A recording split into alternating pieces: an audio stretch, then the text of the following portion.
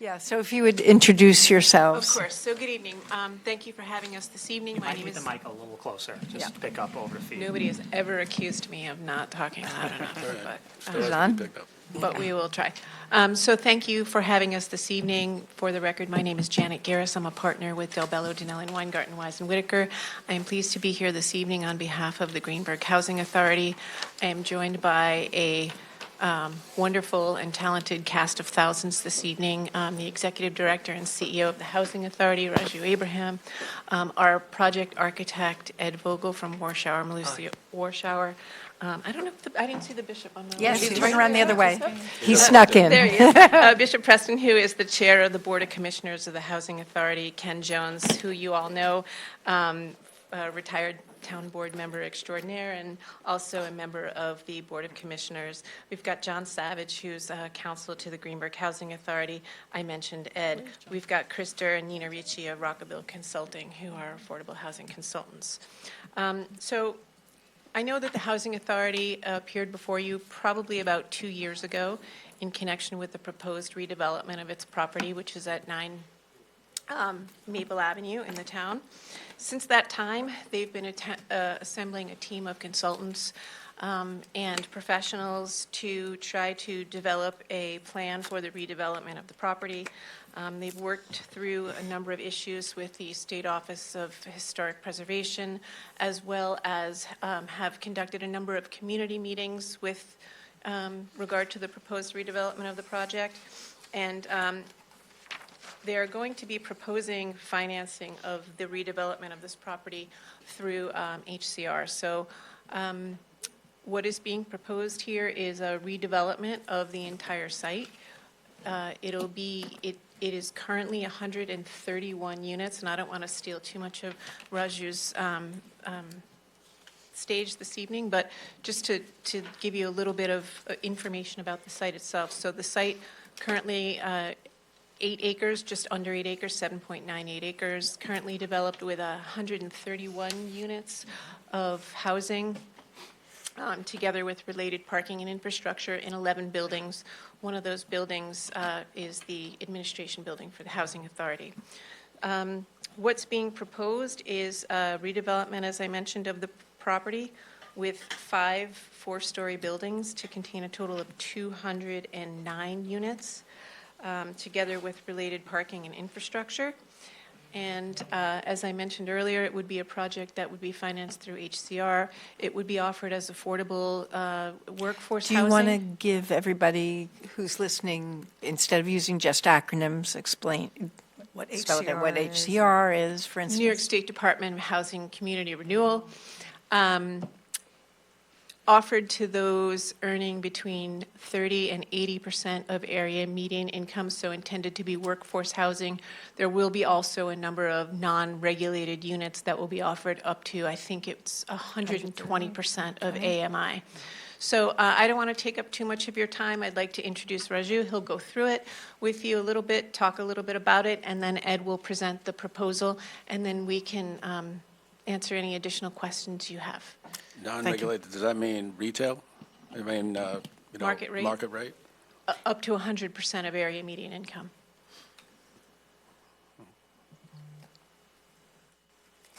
Raju, if you could just turn your mic on for me,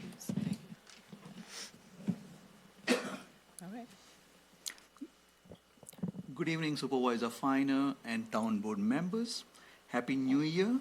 It's a pleasure to be before you today to share the progress updates on the Maple Street Residence Campus redevelopment project of the Greenburgh Housing Authority. Pretty long. I want to express my gratitude for the opportunity to present this and to gather the town board's valuable feedback on this project. We presented the redevelopment to the town two years ago. Since then, we have added professionals to our development team. In addition to WMW Architects, we have hired a development consultant, Rockabill Consulting, environmental planning civil engineering firm, AKRF. We have a land use attorney and surveyors. Together, these professionals have provided guidance on phasing and financing, which has been incorporated in today's presentation. We have also conducted 2 residents' meetings to gather input on the design. The resident feedback has been very positive. and residents are very keen to learn more about the planned redevelopment. We have also informed other parties of the planned redevelopment.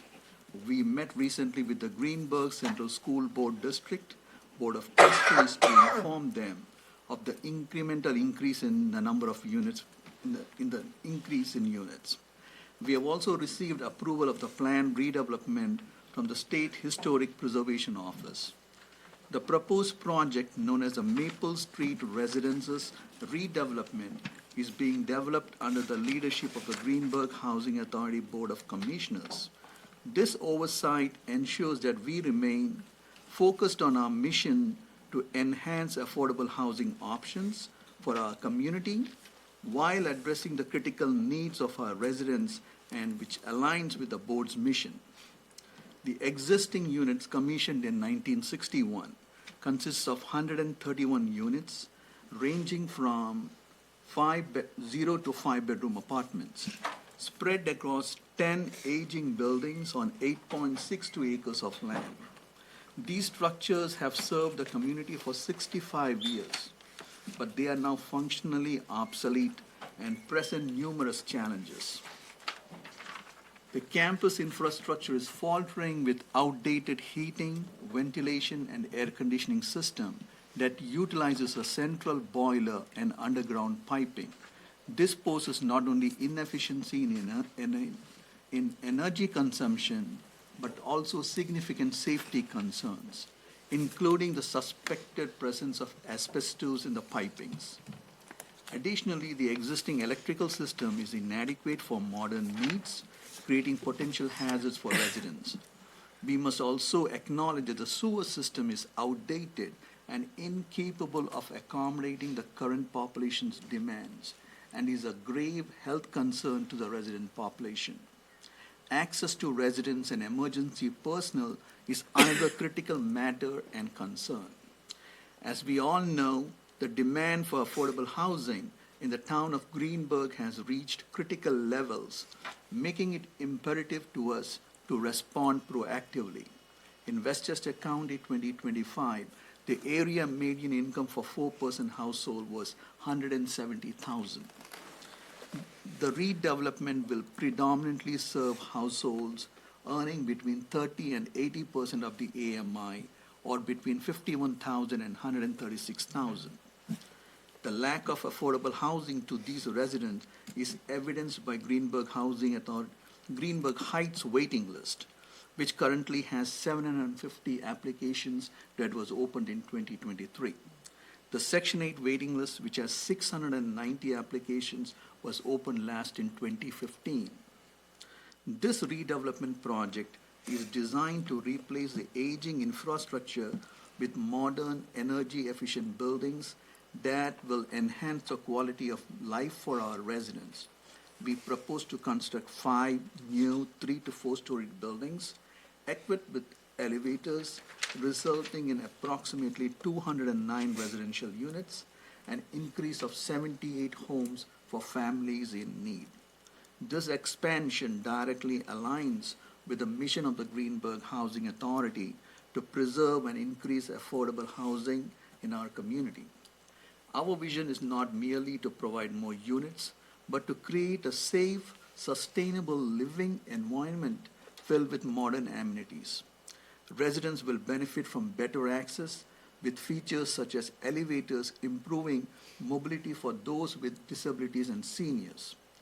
Enhanced infrastructure will provide high safety standards and significantly improve residents' quality of life. Furthermore, we believe that this project offers significant opportunities for incorporating green infrastructure practices by utilizing sustainable materials and designs. We can create resilient buildings that are better prepared for future environmental challenges, aligning with our commitment to a greener future. As we look to the future, it is essential that we act decisively to provide our community with safe, decent housing that meets modern standards. The Maple Street Residences redevelopment represents not only a necessary solution to aging infrastructure, but also a profound affirmation of our commitment to the well-being of our residents, and the overarching mission to expand affordable housing in Greenburgh. I encourage your thoughts, questions regarding this vital initiative. Together, under the leadership of GHA Board of Commissioners, we can transform the Maple Street campus into a vibrant community that meets the needs of our residents today and for generations to come. Thank you. I will invite Mr. Ed to do the visual presentation now. All right. Hello, everyone. Hello. Good to see you all. Let me share, right?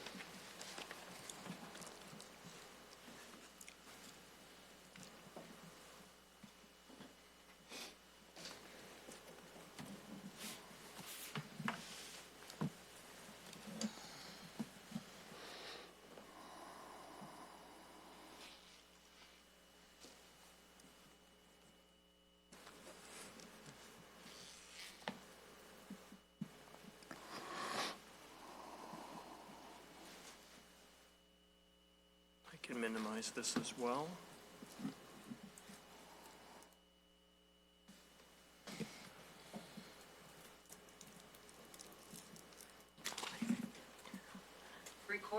Sorry. So, Can you wait just a Wait. second? sure. Shut off your audio. I just have to. It's, On the no, left. no, it's No, Ellen. it's It's Ellen. Ellen. It's Ellen. Turn off her audio. I am. We're just helping you. We're just helping you. There we go. All right. I forgot to do that first, so I apologize, everybody. What is that, Mom? It's okay. I stumbled before as I was trying to get in as well. So what we have up in front of us right now is a Google image of the site, which is the Greenburgh Housing Authority. It's what they call the state site. The state site is highlighted in yellow, and all the yellow on the image represents affordable housing properties. Green are properties that are for recreation, and then we have some market rate in the area as red. The site is tagged, and it's bordered at the north by Old Tarrytown Road, and then to the south by 287. There's a stream to the east, which is to the right of the site, and to the west is a neighborhood of 1 and 2 families.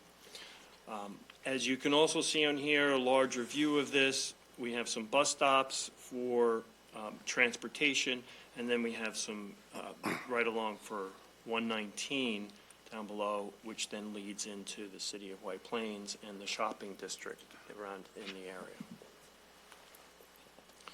Our next image here is the zoning map, and this just gives you a little bit of the context of the neighborhoods around us. The site, the Greenburgh Housing Authority state site, is the M14, which is hatched in red. So you can see how that sits there and how the zoning boundaries work in and around the neighborhood. The large stripe or swath that happens through here, through my cursor, that's 287, and then down below a little bit further, it's a little bit narrower, that's Route 119. So this image here is the current site and campus configuration. As was mentioned earlier from Mr. Abrams, there are 10 buildings in total. One of them right in the center, and I'll put my cursor over it, right here, is the admin office and the main heating plant of the complex. I'll demonstrate a little bit later on why that's important, but then you have all the residential buildings kind of around that from a central point. There are 2 parking fields, and they connect to the street grid, but they're also not connected together. And what we showed the last time here was, just as a refresher, was 5 buildings reintegrating into the street grid a little bit further for access for vehicles and exiting possibilities out toward Old Tarrytown Road. There were 5 buildings here. And you can see to the bottom of the sheet, there is a brook. It's a stormwater drainage brook. And then to the right is Old Tarrytown Road, which is to the north, and then to the south, you just see a yellow stripe, which would be to the left. That's 287, the edge of 287. This has been refined over the last 2 years. But I mentioned earlier the central heating plant, which is right here by my cursor. So the gray shapes are the existing buildings, and then we're also showing in here the proposed buildings. Those proposed buildings, as you can see, occupy basically the same site area as the existing. But from the heating plant, there are 2 loops. One travels to the south, the other one travels to the north. And being a phased development, all the current residents are welcome on this site. They have to then qualify, but they would be welcome to return. And as the project progresses through the phases, we have to disassemble it in a logical manner so people can still reside here as the new construction rises. There is going to be some residents that will have to move out and move back, so there's 2 moves, but we focused very hard from the Greenburgh Housing Authority to limit that to 1 move, so you're going from your unit into new. But we can't just do that, as you can see, over the entire site with the areas, because someone will have to be displaced. There are some The mechanisms. displacement's going to be the same as the Manhattan Avenue, where they would be moved to other apartments around the local area, the county area? A small number. So we're it's gonna be talking it's about less. like 15 or so would probably be the ones that would have to move temporarily off-site and then come back. Would it be 15 at a time, or would it be 15 total? 15 total. Now, it's a moving target because there's turnover in the units and there are things that change, but that's what we're looking at. Currently, that's how it is. The remainder of the units, residents may have to move twice, but they would move internally on campus. Majority of them, I'm going to say 60% of them, will have 1 move from their existing unit into new construction. Will like seniors be treated, how will you decide, who will get the better option? Will it be seniors, or will it be based on like buildings? It's based on the building sequence. Okay. So if there are seniors that are in a building, they'll move into the new building in the sequence at which we have the takedown and the rise. As I'm understanding, or maybe my interpretation or question, will seniors be given priority because they are seniors and less capable of making the substantial change? Would they be excluded from moving twice, for instance? I don't have that answer, but we can try to accommodate that, right? Okay. So, yes, we can try to accommodate that, but at this point, I don't have that answer. Of course.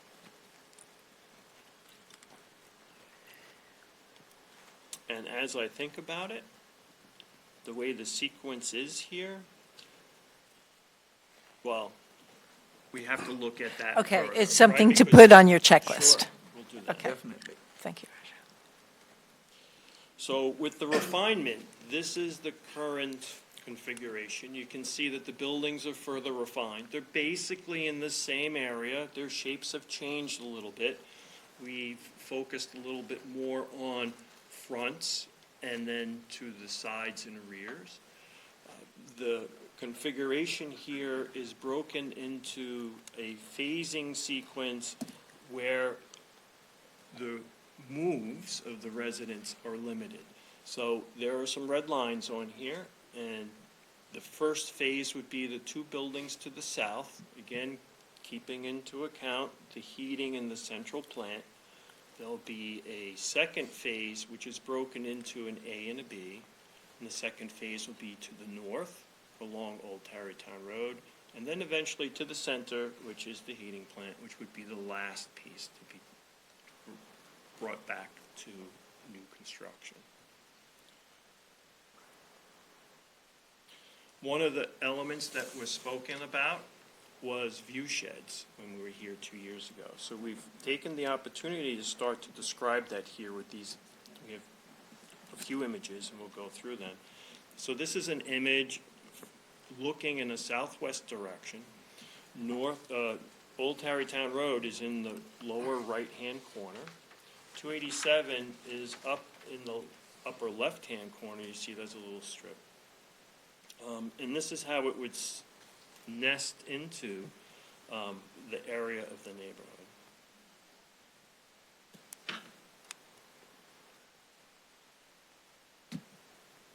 The buildings are basically 4 stories in height. We have a second view shed, and this one is looking in the other direction, so this is in a northeasterly direction. 287 is now in the lower right-hand corner, and in the foreground is the neighboring church. And over on the right side, you can see a office building.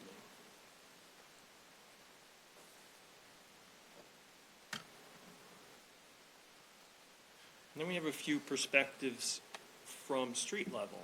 So this is what we would consider the major intersection in view from Old Tarrytown Road, which is in the foreground to the left, and to the right is Maple Street. And it's very park-like. The sidewalk actually peels back from the curb of the road. It weaves between some mature trees, which we're hoping to keep, right? So we've earmarked areas on the site where we're trying to maintain the existing mature trees. And here we have an image that is internal to the site. This image is in the front of building number 2 entering. We're looking northerly, so you can see how the buildings step back a bit. We have the parking field, and there's enough of a gathering space and places for people to meet. How many parking spots will there be? Well, what we have currently is over 280 parking spaces. We anticipate that number to potentially change as the project progresses, but we're trying to keep it in the same range. So from a parking perspective, it is to increase the parking for the residents, not only the increase in density, so the extra units that we're asking for here, but also the amount of parking per unit. Which would include visitor parking, I guess. Yes. Yeah.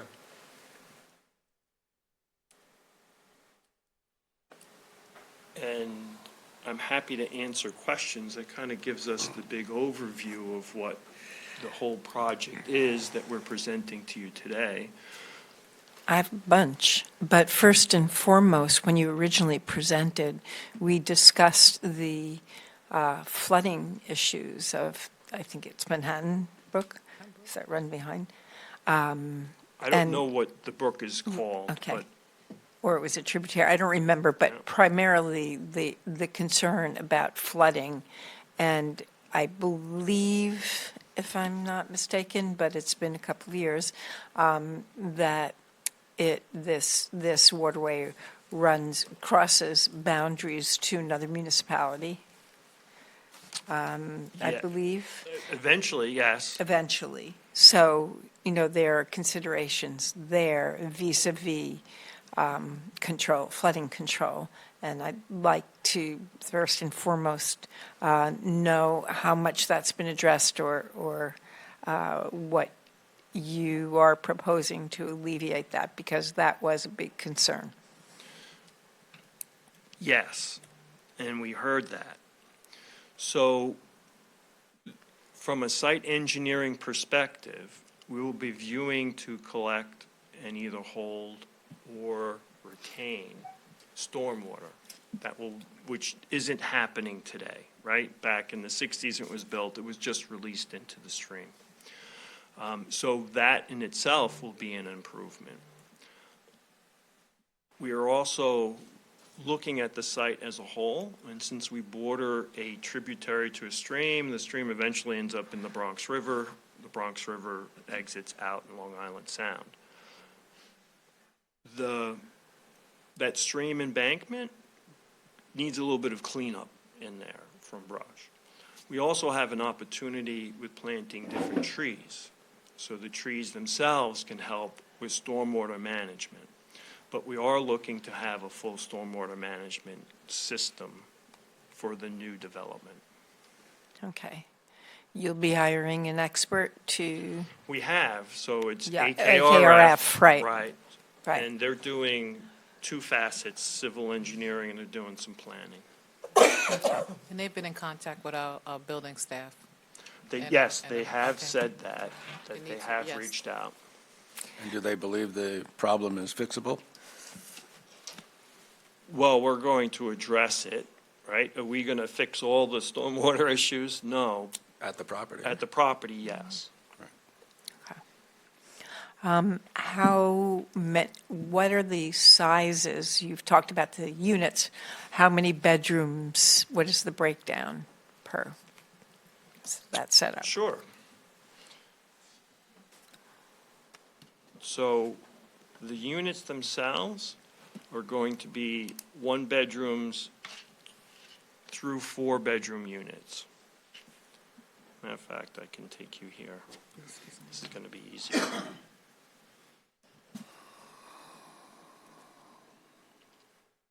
Well, I don't have the counts here. That's Let me kind go of back. important. to the counts. Before we leave the stormwater, I did want to just pose a question. I know for other projects, there's been coordination with the county and their home funding sources for infrastructure dollars. Do you think there's any possibility that this project could connect with Westchester County to see if there's ability to get infrastructure dollars, which could give additional improvements from a stormwater perspective? For instance, there's a culvert adjacent to Old Tarrytown Road Park, where in certain storms, and I would say multiple times per year, I think because of the undersized nature of that culvert, the stormwater overtakes the street. It overtakes the culvert and runs across and then kind of washes out the whole park. So the county's been very proactive in supporting affordable housing projects, and this might be a good opportunity to see if they could assist with maybe an upsizing of the culvert or something like that. But we can definitely have our engineers coordinate with you with the localized flooding issues and what they believe are potential remedies. But I guess the main question would be, in the future, if you can explore the county potential for home infrastructure funding in connection with Maybe this. housing implementation funds. HIF, I'm sorry, HIF, yes, Yeah. thank you. So Yeah. was that it, Garrett, or was there? That was it. Okay. So up on the screen now is a unit distribution breakdown, so you can see here that we have one bedrooms through four bedroom units, and you can see the distribution here. So there's basically 1/3 of the site will be one bedrooms, and then you have a third, two bedrooms, a little bit less than 30% for threes, and the remainder 5% is four bedroom units. There's no square footage? We can do some square footages, sure. That was one of the first things you started to show, right? Yes, but the question was distribution, right? Right. I didn't, you flashed by that so quickly. Yeah, I did. So here is square footages. So the way this works is you can see the makeup of the units. The second column is the existing unit, and they come in ranges. The proposed development, again, is the third column. And then we've provided the HCR guidelines, and they are a range. So all the units are larger in size, and they are all in the larger half of the HCR guidelines. Okay. They have, and so the stairs are internal stairs, when you have with stairs, that's an internal, like they are now? We do not have what we call duplex units, so Oh. so the new typology will be all flats, I guess not I'm multi-level units. Oh, okay, because it says 783, if I'm reading that in my eyes, and the 843 was stairs? I'm not understanding. That's Right. existing. Existing. That's what I was saying, okay. The second column Is is the all existing. Oh, The you're right. third I'm column sorry. I'm is sorry. the proposed. My apologies. So if Yep. you look at the totals or without the stairs, because the stairs are a loss in Yep. square footage for each unit. Yeah. You mentioned, I'm sorry, I have one more question, and then I can come back if I have more, because I shared the, but just, you mentioned that gone out to the community, you've had meetings or information sessions. So how many of the current residents have attended those, or what percentage that you said are favorable to this? I would say we had more than 60% attendance for those meetings. But how much does that represent in terms of the whole population? 60%. Oh, 60% or 60%? But 60%. what percentage, say? I would say 60% itself, because. Oh, okay. we have I couldn't tell if yeah. you're saying persons or Percent, percent. the accent on which syllable. Yeah, right. I Yeah. apologize, Rashu. And Okay. I think there was a very, most of them, I would say like everyone was in favor of the redevelopment. Because like I mentioned, these units are more than 65 years old, and we have challenges with that. Yeah. So they were very supportive. As a town board, as they were very much interested in knowing the size of the units, and whether, the other challenge we have is the seniors living even in a two-bedroom apartment where they have to climb the stairs inside. So that's a challenge for them. So when you say we have it on a level footing, for level floor for all the units, it's much easier for them to access. Raju, can you just compare the current number of 4 and 5 bedroom units that exist now to what Is proposed. have been, Yes, I think proposed? so, we have it. because it's interesting to see that difference, because when you're comparing units, and we're talking about density, it's important to note that we will have more units, but perhaps for fewer people in those units. So currently we have 24 units, which are 4 bedrooms and 5 bedrooms. That is 16 4-bedrooms and 8 5-bedrooms. And in the And new proposed. configuration? And What in is the that? new,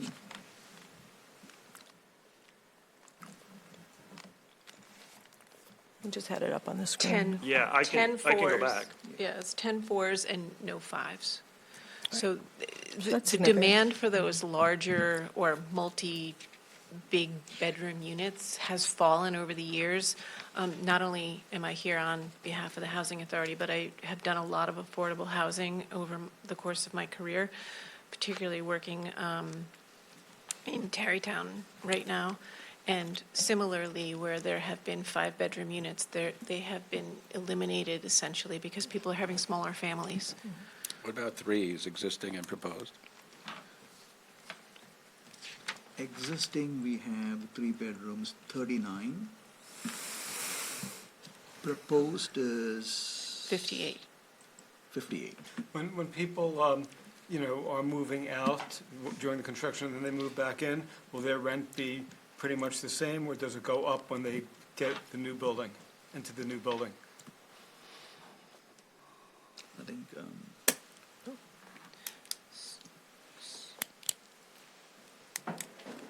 So they're going to have to qualify. Chris No, can right, answer I'm this just- right. question. I'm trying to remember what everybody said, when we had Manhattan Avenue, Thanks for sharing. To the table.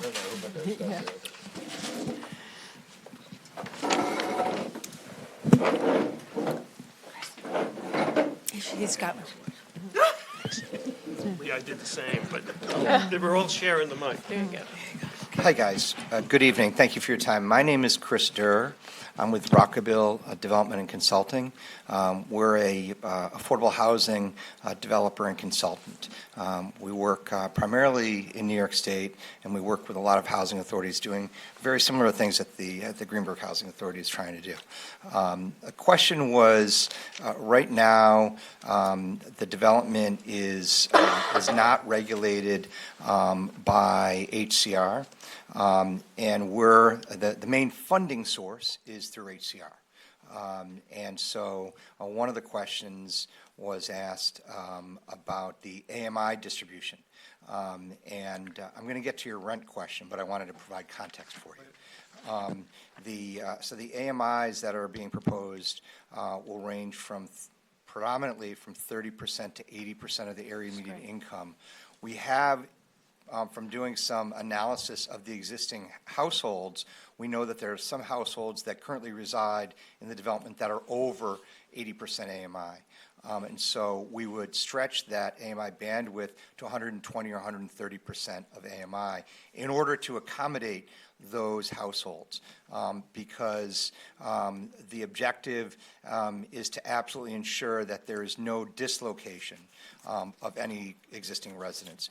There may be relocation during the redevelopment, but no dislocation of residents. So if somebody is over 80%, we need to be able to accommodate them in the new development. So those units, those that even exceed the 100% AMI, they're not really going to be competitive price-wise? There's going to be caps? That's correct, yeah. There will be It will caps? accommodate the existing households, but it's not going to, they're not going to be what I would refer to as true market rate units. Okay, and even in resale? Even in the re-rent, we would not. No. Re-rent, Yeah, re-rent. the objective is to cap them at 130%, no greater than 130%, which I think is going to accommodate the existing households that are there, but wouldn't stretch the rents to really true market rate. And I think that's why the comment was made is that those units would be unregulated. The regulated units are those units that go from 30% to 80%. Those are the units that can qualify for the tax credits necessary to drive the primary funding source for the Right. development. You can't get tax credits for units that are over 80%. So it kind of works against us to have more units that are over, but we really need to be able to accommodate the existing households that are there. That's preserving the community, which is important. It is, yeah, absolutely. I think the other thing is that it ensures a mixed income within the campus itself, which I think there are a lot of real good benefits from. I mentioned all of this context and the main funding source being HCR, because ultimately HCR is going to determine what the rents are going to be. And HCR is going to make that determination based on those 30 to 80% AMI households. And they'll determine that, okay, for a 30% household, this is what the rent will be, for a 50% household, for a 60%, and for an 80%. Those numbers are going up. They change every year. They could come down, but historically, there have only been a couple of instances where they've come down. So the rents will be regulated on an annual basis by HCR, and HCR will dictate what those rents are in coordination with the Housing Authority. So the objective is to maintain those rents as affordable long-term, and to allow the Housing Authority to balance the operating expenses with the income that's generated by the development, but really no more than that. It's intended to be a break-even analysis. And so that's what HCR does in establishing its rents to try to achieve that break-even. And when we were doing the Manhattan Avenue projects, you mentioned that this could be sort of survival for the Housing Authority, because if we didn't do this, then the Housing Authority wouldn't have the funds to do the renovations, and without a public-private partnership, it would create major problems for the Housing Authority. So it's the same thing, isn't it? Yes. So this is, so really, the approval of this is really essential for the long-term viability of the Housing Authority and for the affordable housing in that area. And, I mean, I thought that the visuals, really are a big improvement in terms of the character of the community. Looks new. I think it really will have such a positive impact on the whole, not only the people who live there, but the people who live near there. So can we go back to, so the residents during the transition, so everybody will be able to return? Yes. That's guaranteed, everybody will be able to return? I don't want to speak out of order, Okay. but just so that I'm very clear, I think all residents in good standing will be able to return. And I just insert that additional component of in good standing. And that You need to is, define in good standing. so they have to be current with their rent. So if somebody's not current with their rent, they're not going to be able to, there's a judicial process that the Housing Authority have to go through. But But a resident that's not current within their rent wouldn't be able to just assume that they could move back into a new unit. I think that And not is. pay rent. And not pay rent. That's a big issue right now. Yeah. And so I just wanted to clarify that. I do think that, not speaking for the Housing Authority, but housing authorities in general are working with residents to try to become current. And there are some residents that work with diligence to try to become current. There are other residents that are just bad actors. And I think that that's a challenge in trying to balance an operating budget for development. So Raju, I'm sorry, I promise, I'm just done. So Raju, you mentioned the community meetings, so have all of this been communicated to the residents to understand, that in order to return, that you have to be in good standing, like no one will be surprised thinking they can come back to their home and then they have no place to go. So I just want to make sure that all of this has been communicated, everyone is fully aware. And with this development, it's not going to be an arbitrary and capricious process. There is a judicial process that the Housing Authority, if they were going to terminate a resident's occupancy, would have to go through. And they would have to go through that irrespective of whether this development happened or didn't happen. Raju, do you want to mention? Bishop, please. I just want to say that to Ms. Jackson's question, we have made that very clear with the residents about being current in their rent, so they will qualify to come back. And we have assured them that we will help them through the office staff and other mechanisms to become current. And starting now, we have pushed that very hard from the management office and from the board. And resources as well? Like if they need Yeah. resources, If like the they county need- was able to If offer they need resources? resources, we will send them, advise them to No more where they can urban find those funds. resources. We've done that. Awesome. And Raju, do you have a sense as to like what percentage are not in good standing perhaps? Because I understand from the meetings that it's not a very large number. I would say around under 20%, but we are definitely working with them. Like the chair had mentioned, it we do an outreach to make sure that they reach out to. I'm giving an example like Westchester Residential Opportunities, Westcop, those agencies, church agencies, and even we try to work with a repayment plan too, but they also need to do their part. Of course. In terms of Wi-Fi and the community, like a community center, is there going to be a community center or like even a study area or something? Or recreation? Yes, so there are areas that will be communal. Those areas, there's a community room planned, there's an outdoor recreation area. There will be other elements or amenities throughout the project. Free Wi-Fi?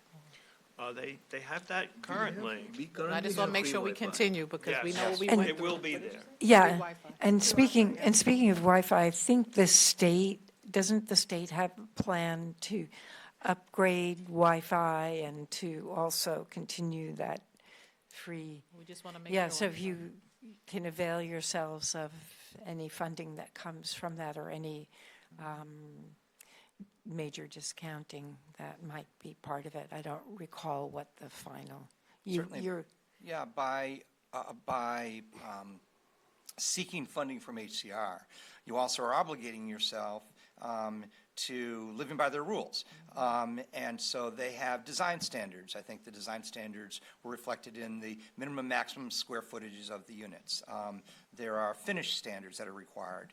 There are also standards, for example, that Wi-Fi be provided at no additional cost to the residents throughout the campus. So within their units as well as in the common areas. What about a Well, fitness center?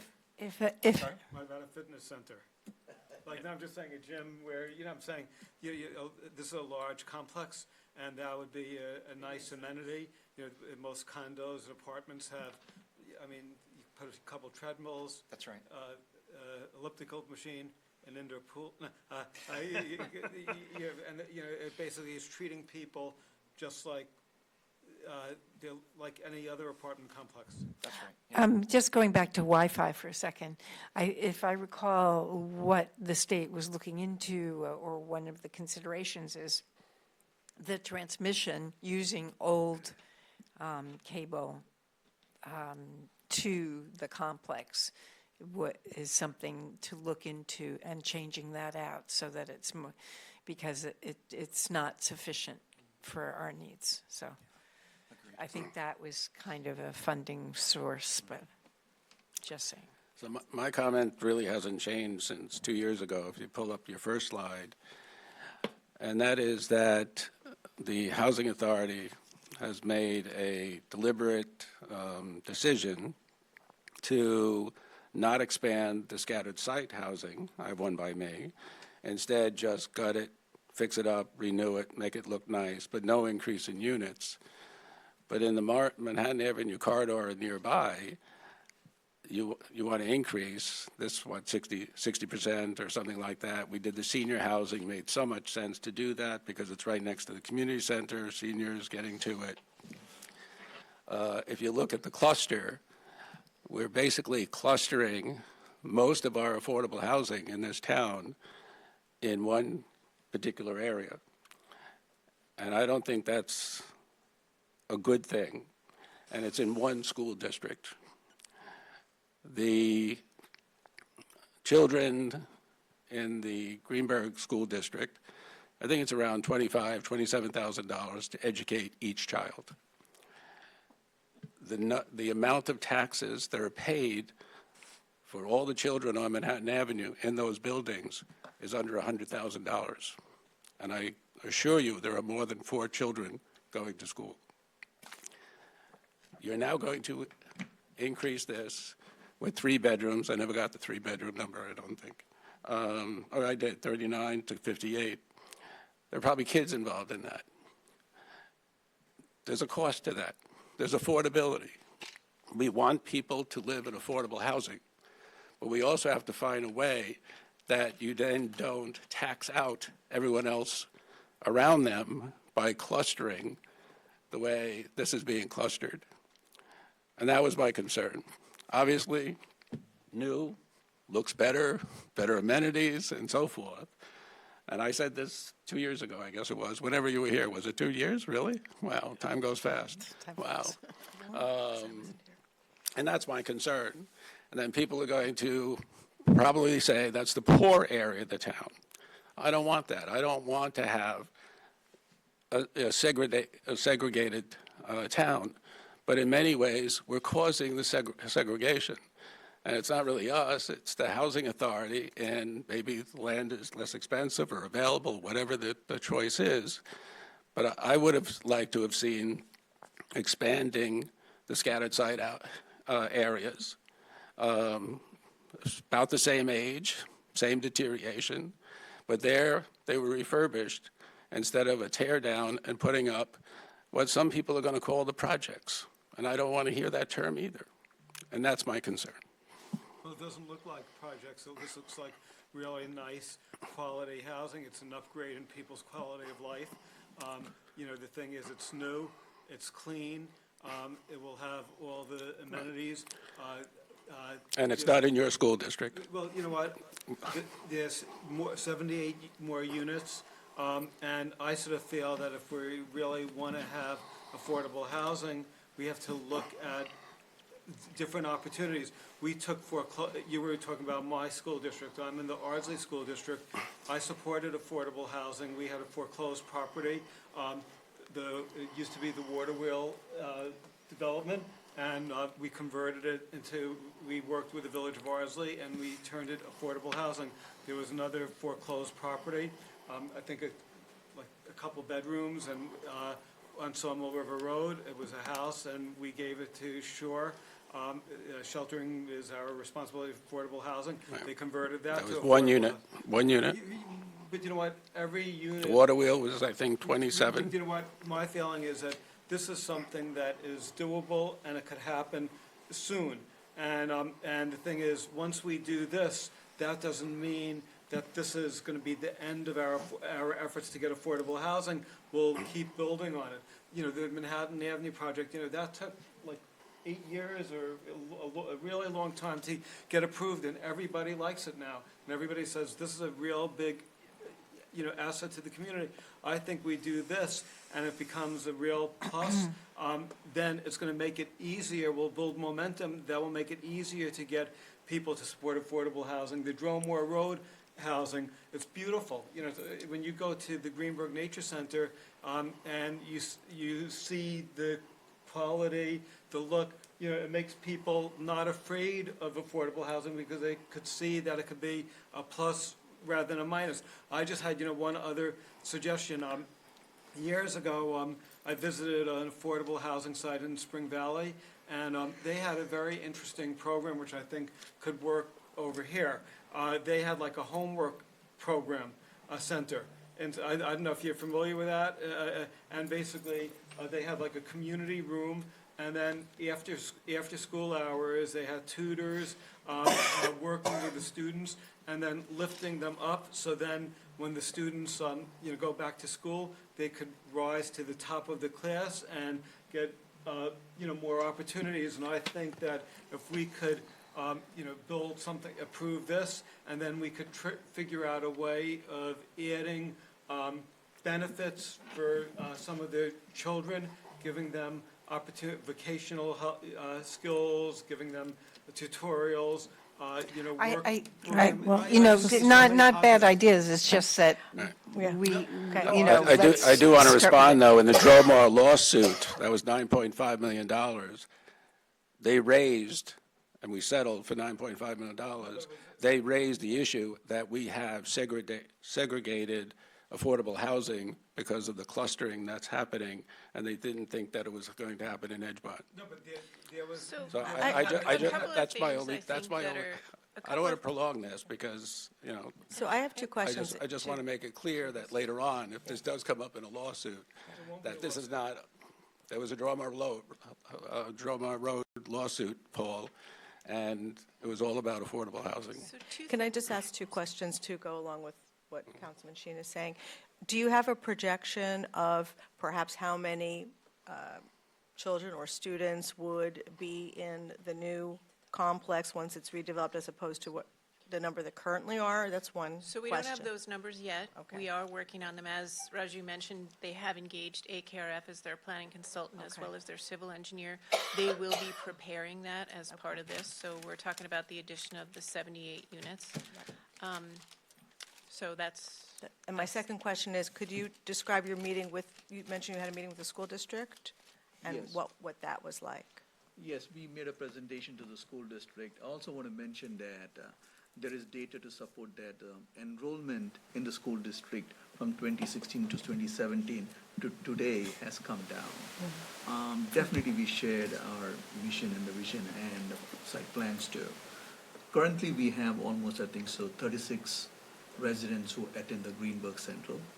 And we don't have exactly the projection how many more new students are going to be enrolled when the new project comes through. Definitely, like later on, as we progress, we can share that information. Right now, we don't have it. But currently, we have 36 residents who are enrolled in the school district. That's from the Housing Authority. From the Housing That's not counting 90, 100, and 33 Oak. Only the housing. Okay, because that's a different affordable housing. And, one of the things I wanted to mention that is that this site is unique. It's 8 acres, and there's the opportunity to be able to develop it. I think that it's important to note that this is intended to be mixed income, so it's a range of incomes, as we mentioned, between 30 and 80%, and then a number of units going as high as 120 to 130%. So it might not be a market rate development, but I think that you'll see that range of incomes, and it's intended to be workforce housing. So our code allows, has special provisions for 100% affordable, but that's not what you're doing. So have you looked at the code to see what is it that benefits there are to being 100% versus accommodating those that are over 80? We will take a look at those provisions because I think that the affordability and the percentage of affordability is probably like an 80% AMI. This will be, as I mentioned, between 30 and 80, with an average probably at 60. And then there'll be some units that are above that. So I think if you probably average it all together, it might come out to that, but we'll take a look at what the provisions But also, require. if you're looking about, we're saying you don't want to say, oh, this is low-income housing, so by having workforce housing with, some people who are, have, better jobs, then it addresses some of the concerns you had a few minutes ago, talking about, like, segregated areas, saying, oh, we're not targeting one area, we're giving people a better opportunity. What Better life. is the average AMI in the current facility, roughly?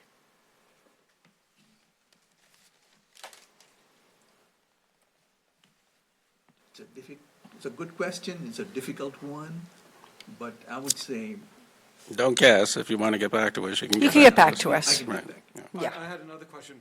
The Manhattan Avenue project took about 8 years, I think.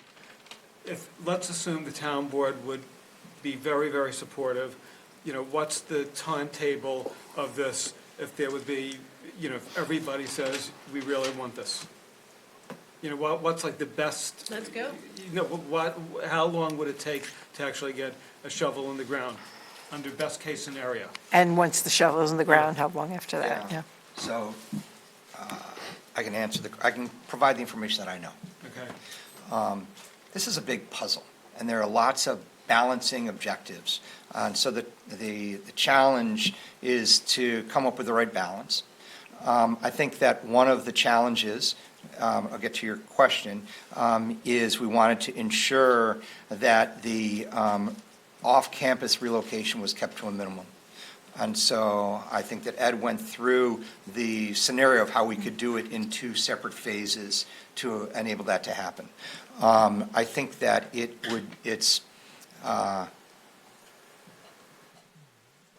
first phase will, about 80 units, would be, we'd attempt to secure funding from HCR, and that funding is allocated in a competitive process once a year.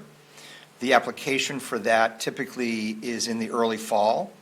And in order to submit for that, you have to have site plan approval. In order to enhance your chance that you're going to get funded, you have to have site plan approval. So I would say that if the go point is that fall, whatever year that may be, then you start construction the following summer, and that process, the construction cycle is about a year and a half, so let's say 18 months. While that construction is happening, then we are securing the funding from HFA, the affiliate entity to HCR, for the second phase. The overall construction cycle will be, if you take the year and a half and then you add another 2 years, so for the second phase. So that is a 3.5 to a 4-year construction cycle once you have secured an award. So if you apply in the fall, you start construction the following summer, it's 4 years from there. So in terms of the site plan, Garrett, what's the timeline of getting site plan, assuming the board basically is supportive? The board was supportive. There's a couple different zoning mechanisms that could enable the project. One would be to keep the underlying M14 district with an understanding that they would need a 1-story height variance, 3 stories allowed, 4 stories proposed, off-street parking variance, unit density variance, and perhaps one other. Keeping the underlying zoning, town board as lead agency seeker, referral to planning board, and then a decision by the zoning board. You're probably looking at 6 to 8 months for that process to unfold. It's assuming they could do something about the flooding. I mean, no one's going to, When I say the seeker Right. process, looking at stormwater, school impacts is all included in that, yes. But, because I'm sort of wondering, could we give ourselves like a timeline and then just start this and then, because I sort of feel that it would be such a great asset to the community, and if we say, this is what we want to do, in February, this is what we're going to do in the next couple of months. That might be because something to do future thing. No, but I'm I don't know saying, that, can you do that now? Could we come up with like, sort of almost like a proposed calendar, or maybe a proposed schedule, and then you could say, if the town board really wants this, this is the first step you could do. Then we could basically say, okay, we're willing to do step one. Then you could give us, after we do that, you could say step two, because, we probably could shave off, 5, 6 years if we do it that way. Yeah, right. Yeah, right.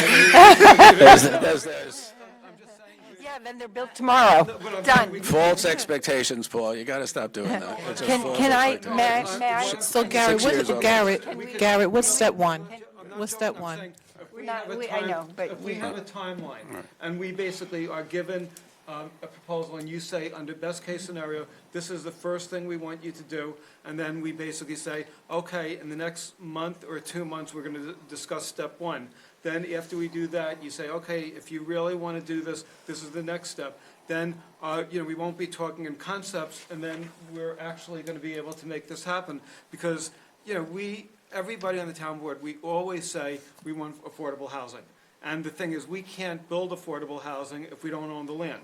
So the thing is, we're dependent on the property owners to come to us and say, we have a parcel of land. So there was one project, a couple months ago, West Tab came here, but I think that fell through. That application, that was on Sawmill River Road. So now this is the only major affordable housing development that is being proposed in the town. And again, if we do this, at least we could say we're, moving forward. If we do the ADUs, maybe we're going to help a few people here or there. If we do some mixed-use housing, it's going to be a few apartments. I think here. you made your, I think you made your point. No, because I think you've made your point. Could the board agree that we could ask Janet to tell us, give us the first thing that she Let's wants Janet to do? respond first before board agrees to anything. I'm happy to put together a proposed approval schedule. I know how the process works, here, and I'm happy to put that on a piece of paper. I do that regularly for clients, so I'd be happy to do that and share that with you all. And if it's something that we can do and stick to a schedule or try in our, our best in working collaboratively to do that, we can do that. That's great. Okay, thank you. I'm sorry, I have a follow-up question to Councilwoman Jackson's question regarding notification to the residents. You had stated that approximately 60% have responded to community meetings, letting them know about this change. And you also stated that 20% are also, I guess you can say, out of compliance with their rent. What percentage of the 60 were out of compliance, and what do you do about the other 40% that were not notified? Are you engaging? Do you letters, door? What notification did you get to the 40% that did not come to a community meeting? 100%, right. We had informed all the residents about the meetings. We have reached out, I think so, on more than 2 occasions. In what method? Using I what think method? it's flyers. Okay. Flyers has been sent out to every resident, every household there. And we had two residents meeting. One was, I think so, was in July of 2025, and then we had it, because we thought July was a holiday month, we'll have it one more after the schools had opened up. So it was in July and in September, we reached out to every household, informing them about the residents meeting. I don't exactly have an idea out of the 60, how many of them were defaulters. I don't have that information right now.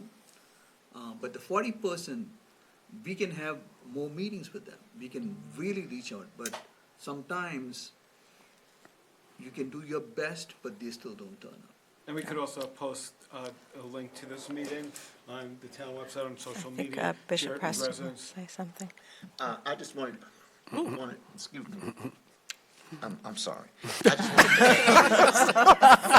It's a good thing you know each other well. just want to add to Mr. Abraham's answer to your question.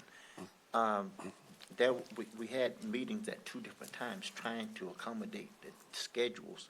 Plus, we had some of the residents that I know personally went and knocked on doors and said, come out to the meeting.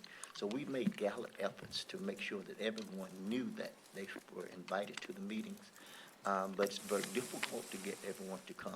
And so we made our efforts. And if necessary, we have more meetings. Are they only in-person meetings, or do you have a hybrid, can you have a hybrid kind of setup to encourage people to participate from the comfort of their homes? We could do that. We personally, as the chair and as most of the board members, we prefer to see them in person because it is more, the continuity is much better in person. And have they Understood. all received like a detailed letter about the plans and, okay. Yes. Took my question. I That's have a exactly what I was going to ask, right. because even though you had the 2 sessions, was there something, this is what you missed? Yeah, this, Yeah. And we bullet sent out, points? like the information Slip it that, under the Minutes, doors? as it were. minutes, and plus we sent out information that 5-bedroom will be eliminated because of the, Change in the demographics. sizing of housing now, family sizing is decreasing. All those kind of things we try to communicate to them. Right. And we've had, it's been a blessing to have residents that are excited about this, to even encourage them to come out. But we'll, And also, I have a couple of practicable questions, but they're quick because it's getting late. I'm concerned about relocations, even if it's 15 families or over the course of the construction, because it's hard. There's so little available for relocation, even if it's temporary. So it is a concern I have, and I want to make sure that's locked down.